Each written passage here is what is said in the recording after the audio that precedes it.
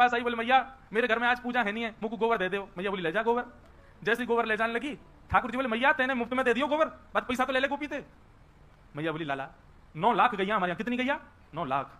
गोबर के पहाड़ है नंद भवन के बाहर, तू कहाँ करेगा या गोबर को? गोबर को कोई मोल हो ले जान दे। बोले अरे मैया तू तो बड़ी भोरी है, तू ना मानेगी मैं जाऊंगा के पास। सोई गए ठाकुर जी दौड़ दो, अरे गोपी क्या कर रही है? बोले गोबर ले जा रही हूँ लाला। बोले ऐसे ना ले जान दूंगा, पहले आपको दाम बता कहा देगी।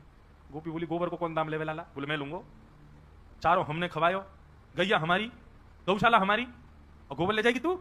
हमारे घर में रहेगो, हम चाहे हमें सोमे, हम चाहे हमें रोमे, हम चाहे यही में पड़े रहे, कच्चू करे, हमारा गोबर है, हमारी गैया को तू ना लेके जाएगी तो मोल देके जा। व्यास जी आपने ये बात कहीं लिखी? आपने ठाकुर जी के स्वरूप का कहीं वर्णन किया? जगत नियंता जगदाधार त्रिलोकीनाथ गोबर के पीछे गोपी को पकड़ के बैठे, बोले आपको पैसा दे। आपने ये स्वभाव कहां दिखाया ठाकुर जी को? दुनिया के लोग कथा सुनते हैं, भगवान को भगवान मान लेते हैं, वो भगवान को अपना कब मानेंगे? जब उनके स्वभाव का वर्णन करोगे। गोपी बोली लाला बता कहा दाम दूं? ठाकुर जी बोले तू एक काम कर। बोले हाँ जितनो गोबर ले जाएगी उतनो मक्खन दे दे बदले में। गोपी बोली वाह लाला, गोबर और मक्खन को दाम एक ऐसा है? मक्खन तो बहुत महंगा हो गया। बोले तो नंद भवन की गैया है या गोबर को गोबर और मक्खन के समान है? जब तो लगता हो कि कहीं मक्खन की आवश्यकता, हमारे घर के गोबर ही धर दियो, मक्खन के समान काम है जाएगा। गोपी बोली अच्छा लाला ठीक है दे दूंगी मक्खन, ले जान दे अब मुझे। ठाकुर जी बोले हम पे गिनती तो आवे ना है, हम गिनती कैसे करेंगे तू कितनी गोबर ले गई? तो गोपी भी प्रेम तो करती है ठाकुर जी से। गोपी बोली अच्छा लाला एक काम करें। बोले कहा मैं जितना गोबर ले जाऊंगी, जैसे जैसे एक माँ में भर के लेके जाऊंगी परात में, तो एक परात गोबर ले जावे पे तेरे मुंह पे एक गोबर की बिंदी बनाई दूंगी, पर अंत में उन सभी बिंदी ने गिन लेंगे, उतना मक्खन दे जाऊंगी। ठाकुर जी बोले हाँ जी बढ़िया है, ऐसे ही कर। अब तो गोपी ले जावे और परात में गोबर भरे और गोबर ऊपर धर के वहां में से एक नेक्स्ट से गोबर निकाले, बाकी बिंदी बनावे और लाला के मोड़े पे लगा दे। ठाकुर जी को गिनती तो आती नहीं है। बोले अंत में ये सोदा मैया तो गिनवा लूंगा कितनी बिंदी है, यहाँ बिंदी, यहाँ बिंदी, यहाँ बिंदी, बार बार। अब गोपी का गोबर का काम हो चुका है, लेकिन फिर भी आ रही है कि ठाकुर जी को बिंदी लगाऊंगे। सब प्रेम करते हैं ठाकुर जी से, और ठाकुर जी प्रतीक्षा कर रहे हैं ठेकेदार की तरह खड़े हैं। हम आजा ले जा, अरे देख ज्यादा ले जा रही है, पहले तो ज्यादा है वो कम करिए, अब लेके जा। ठाकुर जी की बिंदी लगा दी। अब ठाकुर जी बिंदी में ऐसे ऐसे गिनने कितनी है गई होंगी, ओहो यहाँ यहाँ तक भर गई है, यूं भरवा लूंगा, खूब सारा आवेगा मक्खन। गोपी प्रेम में उन्मुक्त हो गई है ठाकुर जी के। अब की बार गोपी आई, जैसे ही गोबर उठाया ठाकुर जी मुहा करें हाँ बिंदी यहाँ लगा दे बिंदी।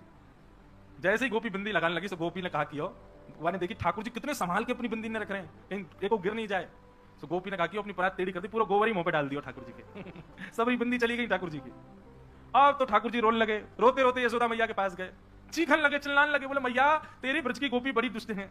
मैया बोली कहा है वो? बोले मैया पहले तू मेरा मुंह साफ कर, पूरे मुंह पे गोबर डाल दियो मेरे। मैया लगी मुंह, ठाकुर जी आराम से साफ कर, बिंदी नहीं चली जाए। अरे गिनती करनी हो तो मक्खन लेके आना गोपी के यहाँ थे। वे तो व्यास जी के नेत्र सजल हो गए। नारद जी बोले ये पर ब्रह्म है, ये जगत नियंता जगदाधार हैं, जिनकी भौहें टेढ़ी होने पर प्रलय हो जाता है, जिनके मुस्कुराने पर सृष्टि बन जाती है, ये उनकी लीला है। कहां लिखी आपने? आपने तो सब जगह केवल ये दिखा दिया कि वो परब्रह्म है, वो परमात्मा है, वो भगवान है, उनसे भय खाओ, उनसे डरो, उनसे दूर रहो। ओहो सुबह दिया नहीं जलाया, ठाकुर जी तो नाराज हो जाएंगे, आपने भोग नहीं लगाया, ठाकुर जी तो ये सब आपने लिख दिया। ये बात भी गलत नहीं है आपकी। जो पुण्य के अधिकारी हैं, जो भगवान को भगवान मानते हैं, उनके लिए रहने दो, पर जो प्रेम करना चाहते हैं ठाकुर जी से, उनके लिए आपने उनका प्रेम स्वरूप कहां दिखाया? इसलिए व्यास जी प्रेम का वर्णन करो, प्रेम उसकी व्याख्या करो। वेद व्यास जी महाराज नारद जी से कहने लगे इस प्रेम की व्याख्या के लिए मुझे क्या करना पड़ेगा?